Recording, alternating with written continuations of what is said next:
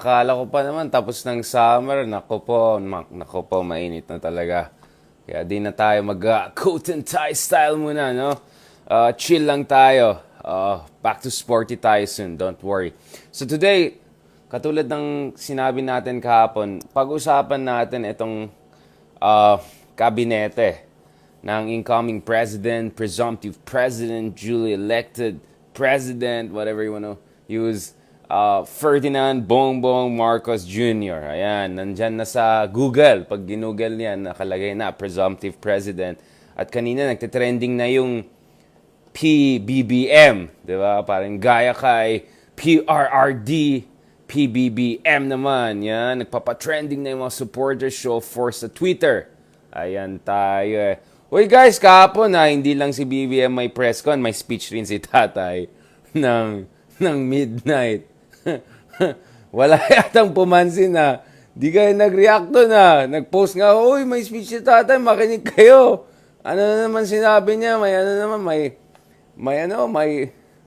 may screwdriver na may table na, no?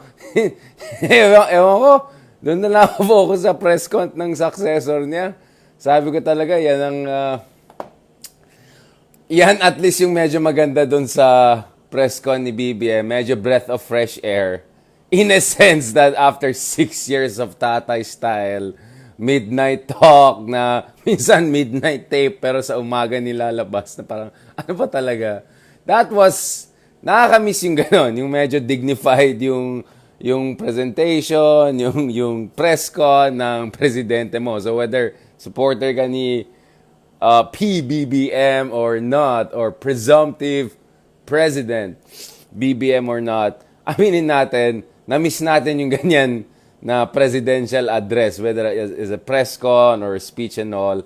Masyadong vlogger kasi si Tatay Digong yung wala talagang, freestyle. Kumbaga, freestyle. Hindi Greco-Roman. Freestyle wrestling ang ginagawa niya.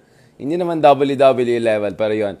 Okay, so today there are 3 things I'll talk about very quickly, as napansin ko mas gusto niya mabilisan lang. First, eto na naman, yung mga ating kasama natin dyan sa ibang kampo naman. Balik na naman sila dito sa blame it all on disinformation. That's the only reason we lost, kasi na disinformation tayo. Ayan na naman tayo Pangalawa, pag-usapan natin yung konsepto ng categorical Democrats, no? Mahalaga yan. Because, guys, come on. Guys, we have to talk about this because sa Pilipinas, sinasabi nila dalawa lang klaseng candidates. Yung mga nanalo at yung mga dinadayaan. 2016, 2022, paulit-ulit na naman yan.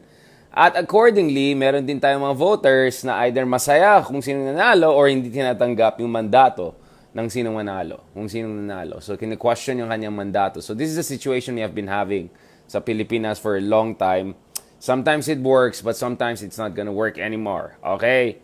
At pangatlo, balikan natin yung column ko today about whether incoming president, presumptive president, Ferdinand Marcos Jr. will be able to unify the country. So, meron tayong column na pinost ko kanina.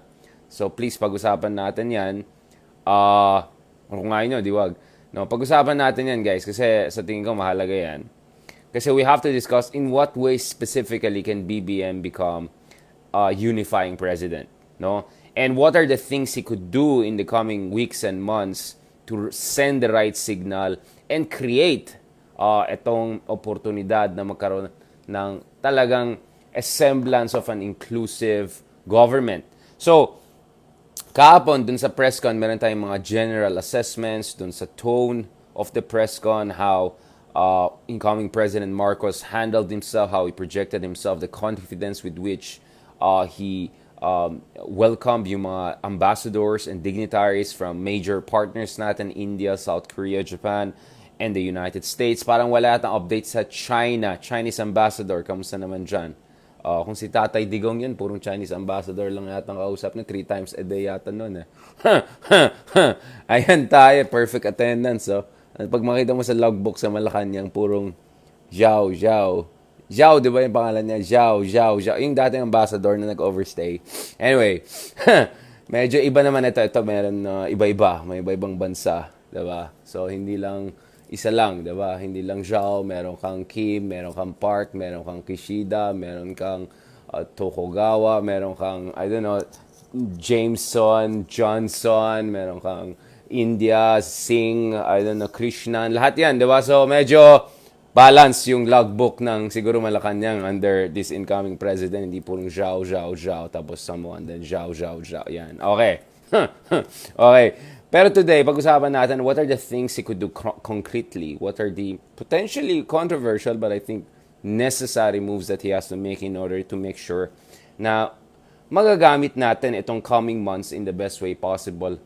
Ito ba, parang ito, hindi yata itong pinaka-best time yata for Meta, no? Parang mas maganda ng Meta ng umaga or hapon.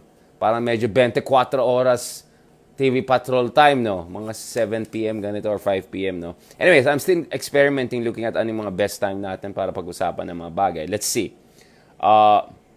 Mukhang so far, we're not at the same level we're usually at. Sometimes we have 4,000 to 5,000 people live na nag-tune in. Let's hope na lang more people will tune in.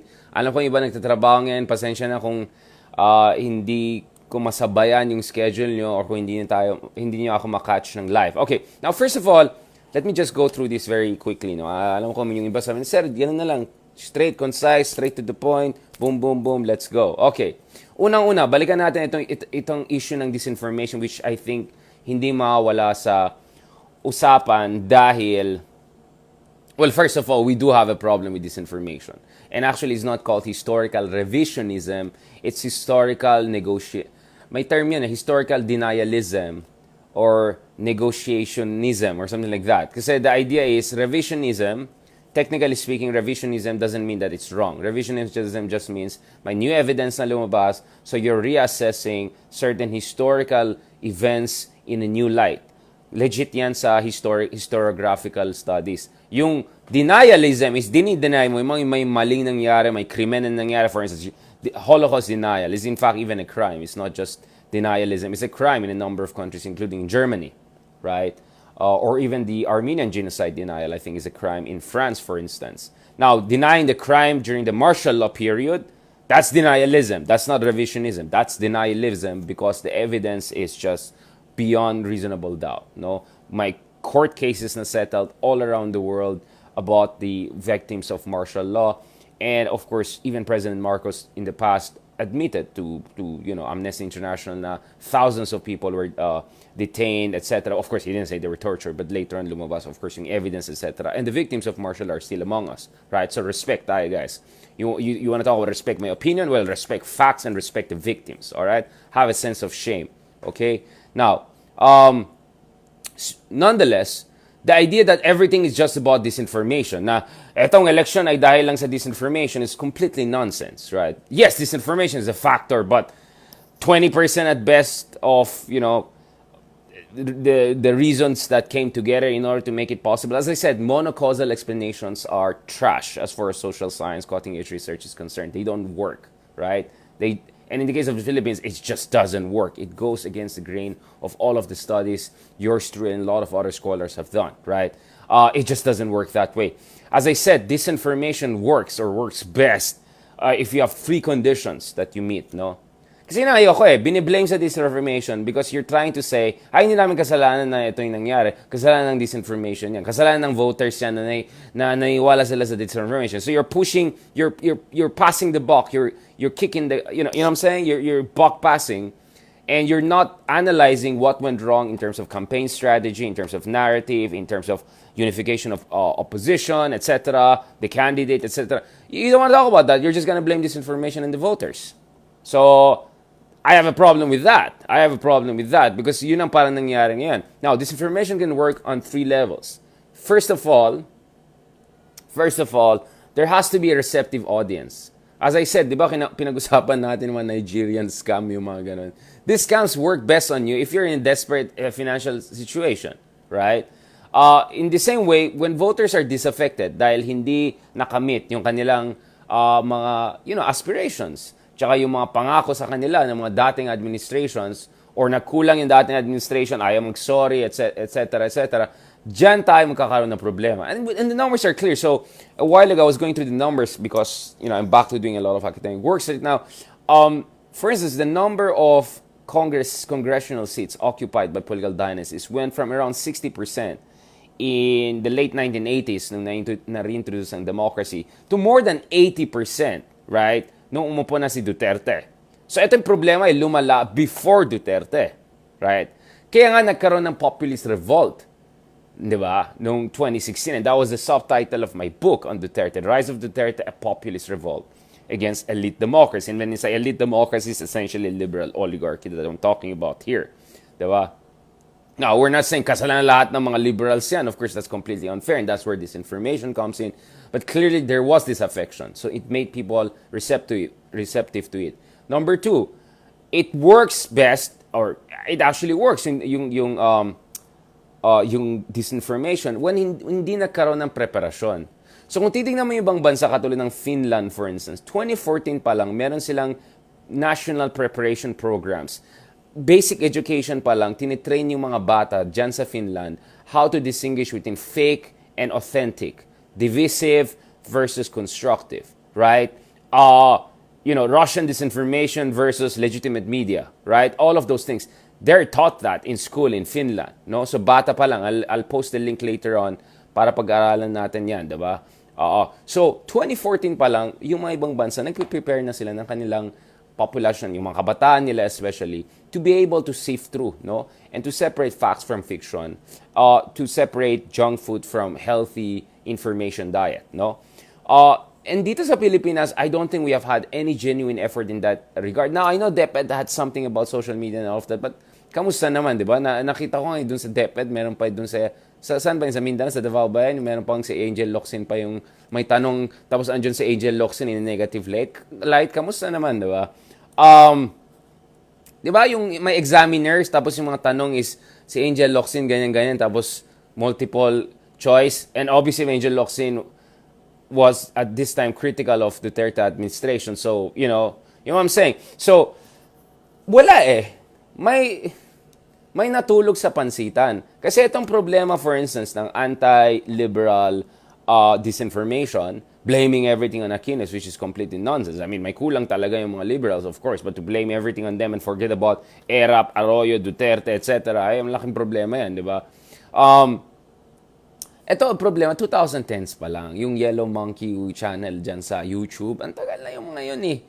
So, ngayon lang nila i-highlight yung problema ng disinformation, or 2016 lang. Dapat 2012, 2013, 2014 pa lang, something was done about it on a government regulation level, in ways that doesn't undermine civil liberties, but also in terms of pushback. Saan yung mga liberal influencers? Bakit wala sila sa YouTube? Ba't hindi nila pinushback yan? Ba't nandun lang sila sa Twitter or a bit in Facebook? Diba? So, do not complain all the time if you also didn't do your assignment. Kung natulog ka sa pansitan, there's going to be a cost for that. So you have to make sure na you don't pass the blame to others. You also take responsibility for what happened. And at the same time, ayusin mo na hindi mangyari yan next time.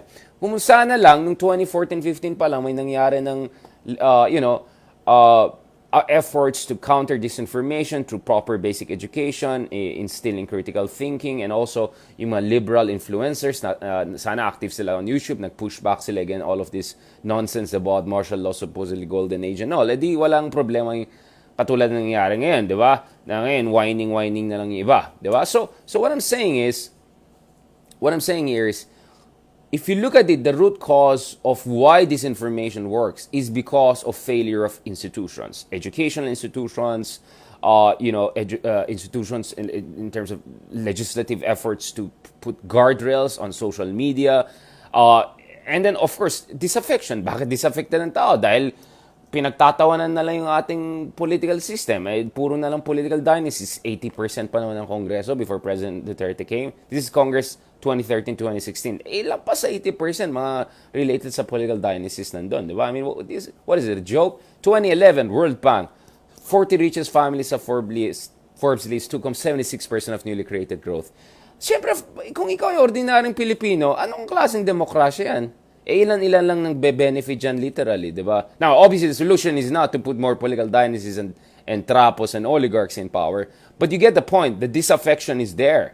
Precisely because the system was dysfunctional, not working. Kaya di ko get yung sinasabi nila, anong gibberish na dysfunctional democracy? There's no such thing as dysfunctional democracy. Well, mag-aral kayo, Pag mag-aaral kayo, then you know what's a dysfunctional democracy, including looking at our own country in data and statistics. Everything we say here is based on data and statistics. Alright? And verified. Hindi yung bara-bara junk food na galing sa mga bloggers kung ano-ano.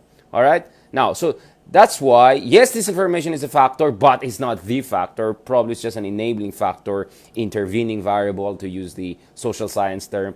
But to make it the end-all, be-all culprit for everything that went wrong for opposition, what are you talking about? And katulad ng sinabi ko, kung tumakbo si Sara Duterte, I don't think mananalo si Marcos Jr. I think Marcos Jr. would have dropped out. Kaya desperado si Marcos Jr. last year to make sure that Sara doesn't run for the presidency. And eventually they were able to convince her for whatever reason. We can debate about that. We can discuss that separately.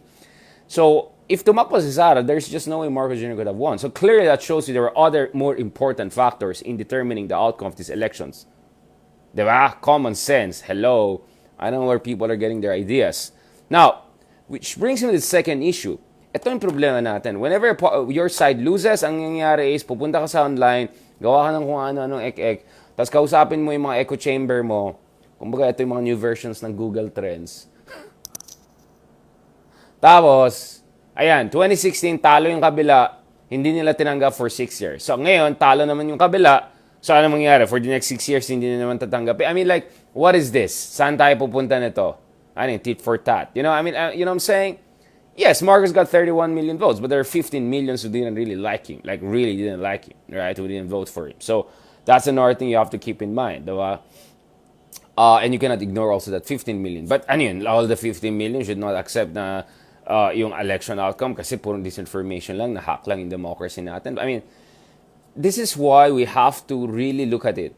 Tayo ba ay Democrats or hindi? Because to be a Democrat is to accept defeat of your side, right? So long as there's no egregious evidence, or there's no evidence, incontrovertible evidence of egregious next level voter fraud. No. Now, in terms of vote count, medyo malaki yung lamang, di ba? 16 million. And then surveys also predicted that. Ewan ko dun sa Google Trends. You get what I'm saying? Like, you may be able to explain 200,000 votes, let's say even 1 million votes, but it's 16 million votes differential. And to say that's all just disinformation and voter fraud, I don't know. I'm not saying those things are not a factor. Yes, vote buying is a big factor, but it's not like there wasn't vote buying when the candidates that some people wanted to win won. You know what I'm saying? Like 2010 elections, for instance, right? There was no voter fraud back then. I mean, vote buying. You know what I'm saying? Like, just play this argument. So my point is, if you're a Democrat, you're willing to accept whoever becomes your next president as long as there's no incontrovertible evidence of egregious, widespread, systematic dilution of the vote outcome. 2004 was really, really a dodgy case, yung Hello Garcia scandal and all. I think a lot of us believe that FPJ should have won that. Now, it's not whether you liked FPJ or not, God bless his soul. The point is, that election really seems stolen to a lot of objective observers. You cannot say the same thing with 2010, 2016, and 2022, right? Now, you can blame disinformation, vote buying, whatever, but we're not talking about the Hello Garcia situation here, right? So, that is why it's important for us to always ask ourselves, are you a Democrat only when nananalo yung manok mo? Or you're a Democrat regardless of who wins, as long as there's the basic standards of a fair and competitive elections were met. Now, look at international observers, right? Foreign ambassadors, etc., who observed the elections. Look at their assessment. Are they saying there was widespread, egregious case of voter fraud? I'm not sure. I mean, why would President Biden, be the first to call Bongbong Marcos if there were indeed huge questions on the credibility of elections, right? And Bongbong Marcos was glad even to mention that. The gap is just too big, guys. The gap is just too big. If this were 1 million or 2, maybe we can talk about it. But the gap was just too big. Which raises the question, what went wrong with the opposition? Why the gap was so big? Why 2-to-1 yung ratio, right? And I have my own explanation for that. We can talk about that. I already had discussion about that. But my point is, please guys, level up naman tayo na analysis natin. Otherwise, never mag-grow yung side nyo, right? And I'm trying my best here to give advice for the sake of the country and also to make sure we have a viable opposition. At the same time, we have a government that is as functional and inclusive as possible. Yun po yung ginagawa natin. Edgar, kung gusto mag-troll dito, umalis ka dito. Alright? Huwag kang manggulo dito. You want to label me? I'm gonna label you. You're a troll. Okay? And being a troll is the worst thing. As far as his place is concerned. Okay. Which brings me to the third issue, and this is where my column comes in today, because I discussed the issue of whether Marcos can be a unifying president. And I know this is a controversial topic, and obviously I love discussing controversial topic because what else are we going to do? Just let the bloggers and junk fooders to discuss that? No, we're going to discuss it ourselves. All right? Now, let's be realistic. Bongbong Marcos is never going to come out, at least, well, andyan si Imelda and all, and say, yes, may ginawa kayong mali and all of that. No, because the moment he does that, they're legally exposed. And that could be used by their enemies, etc., to undermine their political legitimacy, etc. And they could even face legal problems. So there's no reason why the Marcoses are going to come out and voluntarily say, yeah, may ginawa kayong mali. Even if that's the reality based on the historical evidence that we saw, right? So, no, it's not going to happen, right? So I start the column. Ito yung column. Ito. Can Marcos Jr. unify the Philippines? I started the column with this quote. Perception is real, the truth is not. Alam niyo naman sa kaninang galing yan, di ba? Ito ay galing sa former First Lady na babalik sa Malacanang, si Imelda Marcos, right? Ibang klase. Meron akong version yan. Perception is real, the truth is ano. Bahala kayo mag-fill in the gap. Now, the philosopher Theodor Adorno, one of my favorite philosophers and thinkers from the so-called Frankfurt School, he once said that modern politics is a struggle between mythos, ito yung myth, subjective mythical thinking, and logos, factual, logical reasoning. And the combination of those two elements sometimes really determines how an electoral narrative unfolds. No? So kung titingnan mo yung both sides, I'm not saying they're the same, but both sides had elements of myths to their arguments, but one side went beyond myths and went almost not only revisionist, but I would even say denialist in terms of their coverage of what happened during the martial law. Like they tried to portray it as a supposed golden age of decisive and competent leadership and a strong man bringing prosperity, etc. Even if, and I quote here Lee Kuan Yew, you can check it yourself, Lee Kuan Yew, the Singaporean Prime Minister, who was a contemporary of Marcos, said, and this is a response to Marcos Jr. saying, if there were no EDSA revolution, my father was allowed to pursue, and my father were allowed, just correcting his grammar, I believe that we would be like Singapore now. Well, guess what? Ito yung sinabi ni Lee Kuan Yew ng Singapore, nakasabay ng tatay niya. Only in the Philippines could a leader like Ferdinand Marcos, who pillaged his country for over 20 years, still be considered for national burial. So, Tatay Digong, di ka kasi nakikinig kay Lee Kuan Yew, tuloy. Ikaw, tatay, si Lee Kuan Yew, highly respected around the world. So, yes, I mean, the Marcos are not gonna reverse their denialist / revisionist approach. I mean, it's more denialist than revisionist, right? Nevertheless, the reality is that Marcos now is the president. He's no longer a candidate. So when you're a candidate, you tend to do certain things. Ayan na, mahina na yung mata ko. When you're a candidate, you tend to do certain things, right? You have to say, sige, yung bigas, 20 pesos, kung ano-anong sinabi doon.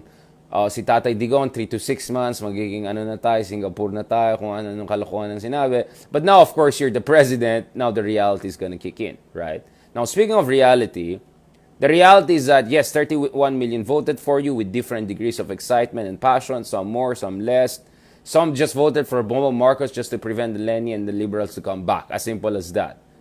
Maybe their first preference was really more Isko or let's say Lacson, right? Maraming mga ganun na tao. Alam niya yan, yung mga bumoto kay BBM. Marami sa inyo gusto rin si Isko, baka si BBM lang. Or yung iba, Sara talagang gusto nila. But nag-settle na lang sila dun sa unity team choice, right? So you have all of these elements. But now, Marcos has won. 15 million didn't vote for him. A lot of them are passionate against him. A lot of them are influential, middle-class, AB Filipinos who are dissuading a lot of people not to join Marcos' cabinet. Bakit ka hanggang ngayon nahihirapan si Marcos mag-fill in ng some of the key cabinet positions, including the Department of Finance? One reason is, alam natin, natakot yung mga iba dyan na baka ma-cancel sila ng kabila. So you have, yes, numerically smaller, but still a very influential bloc who are very strongly against Marcos. So this is where Marcos has to also engage in some politics of logos, of logical, evidence-based reasoning and policy approach, hindi lang puro mga mythos lang, di ba? Again, as I said, mythos applies to both sides. Now, in fairness naman to Marcos, in the first week or so since securing the presidency, he has sent some interesting signals. First of all, he has shown he's the boss in terms of the coalition. Like, Sara, depet ka na lang ha, huwag ka muna mag-DND. Mama Royo, sorry na lang, huwag ka na mag-speaker, si Martin na yan. So, show the boss. May mga moves na nangyaring ganon, even if umangal yung kabila, alam natin yung mga ngal nila. Huwag nyo i-deny yan, ha? Huwag nyo i-deny, totoo yan. Ano?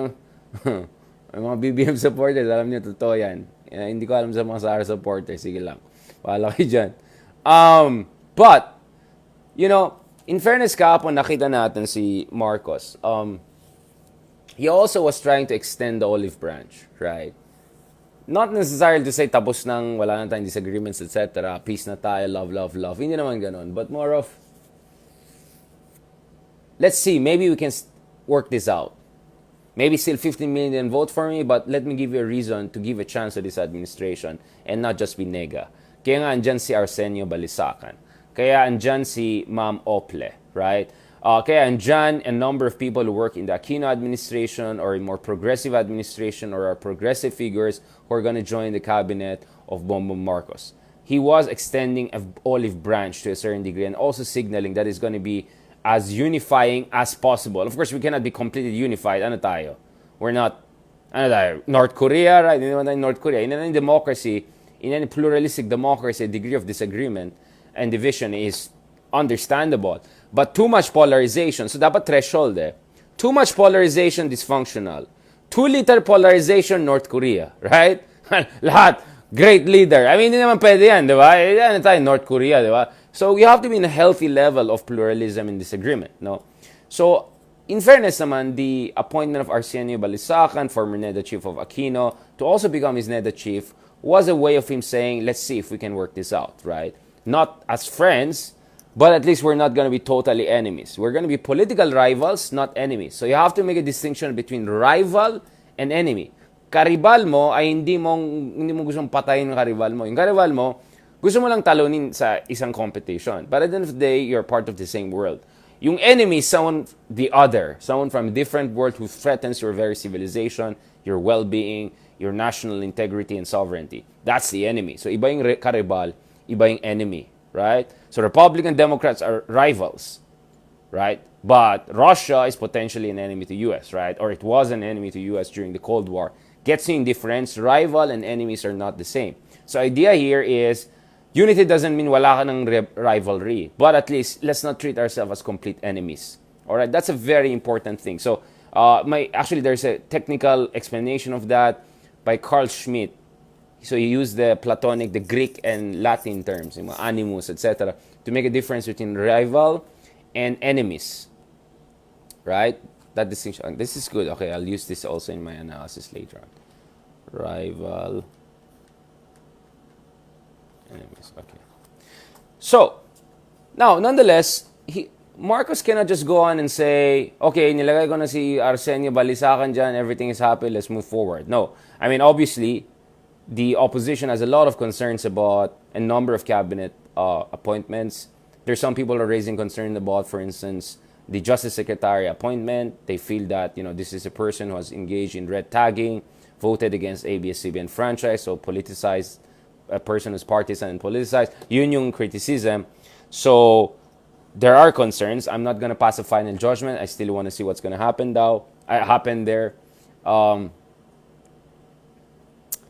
But my point is, it should go just beyond sinong nandun sa kabinete.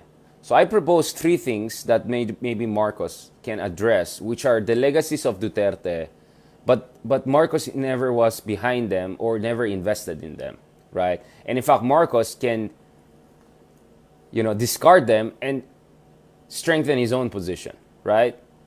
Anyway, he's the president now, right? Now, those 3 things are, number 1, restoration of the franchise of ABS-CBN. Now, again, as I said, if technically there are issues about some of the ways ABS-CBN handled itself, legality, etc., liabilities, etc., I'm sure that can be handled in a way whereby you didn't have to kick out or deprive thousands of people of their job. May mga kilala tayo. Matanda na si kuya, etc. Umaasa doon sa trabaho niya sa ABSCBN, nawala rin yung trabaho nila, and now they don't know how to survive, especially panahon pa ng pandemic, hirap na hirap sila. I know people, right, who have gone through the difficulty. So, did you have to completely shut down ABSCBN? Could you have gone against versus the management per se without shutting down the whole franchise and their in terms of their ability to broadcast it? So there are many ways to approach this. There are many ways to cut this cheese, right? To slice this cake, but wala, they just taponed it out, diba? So my point is, there's a way to address this issue. And now, a kind of a full restoration maybe could be difficult, especially since yung frequency ay binigay dun sa ibang tao na malapit kay Tatay Digong. But I think there's still a way around it. I think Balisacan, who's the incoming NEDA, when he was in charge of the Philippine Competition Commission, they also raised some technical concerns about just giving out frequencies like that. Apparently, you cannot do that. There has to be public supervision, proper bidding, etc. So there are also technical ways to reverse the giving away of the frequencies. I don't know. I'm not going to give a clear prescription on this, but something can be done on the ABS-CBN front for Marcos to send the right signal. Alright? Si Tatay Digong may issue sa inyo, okay, bahala kayo dyan. But me coming in, I'm gonna see this on its own legal terms, and we're gonna address this in a technical, legal way, and we want to make sure that thousands of people don't unnecessarily suffer. Right? So, yung galit ni Marcos sa ABS-CBN is not comparable to yung galit ni Pangulong Duterte, which obviously was, we know what happened, right? So that's one thing to keep in mind. The second one is, eto na, nag-back out na yung ibang witnesses. Ilang witnesses nag-back out? Practically, there's no witness anymore against, there was hardly a single credible witness, pero yung mga hindi rin credible, nagba-back out niya Doon kay case ng Senator De Lima. So yung mga iba sa inyo na nakikinig sa mga fake news and disinformation and all, yes, I would say Senator De Lima was a big victim of disinformation, absolutely. All these years, they couldn't come up with any incontrovertible evidence to really convict her. Hindi siya convicted. She's just languishing there, waiting for a proper trial and final judgment by a court. It didn't come, and now people are recanting right and left because pailis na si Duterte. So, siguro hindi na sila takot. They can just say the truth, right? So, there's no basis to hold her there, right? So, I think something can be done on this front. And lastly, also the issue of EJ case. Now, dun sa interview ni Marcos Jr. with Tito Boy, hindi Tito Boy Sota, Tito Boy, he clarified that, yes, while he supports the war on drugs, gusto niya more surgical yung approach. You need a scalpel, not a hammer, as I put it. And you need more rehabilitation focus. So more humane, modern approach, public health policy approach. Yun ang sinabi niya, ni Bongbong Marcos mismo. So I think if he moves on these three fronts, or at least 2 out of 3, he can send some very good signal not only to the opposition but also to the international community and create more space for some sort of, not unity in a sense of we love dear leader Kim Jong-un, but in a sense that let's not just engage in self-destructive, polarized, paralyzing kind of politics, right? Now, obviously, if you really have issues with Marcos and all, right, and you want total accountability and all of that, that's why you should have made sure na hindi sila manalo to begin with. But they have won and they're here already.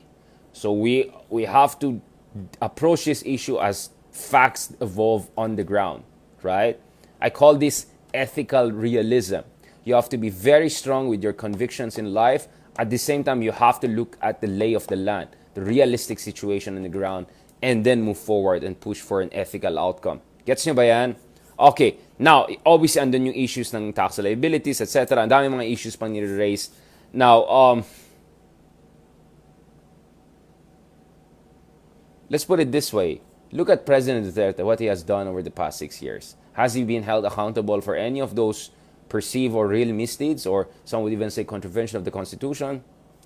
Yan ang problema kasi sa atin eh. Hindi hari ang presidente, but sometimes that's almost how they're treated. Or while they're in power, that's how they're treated.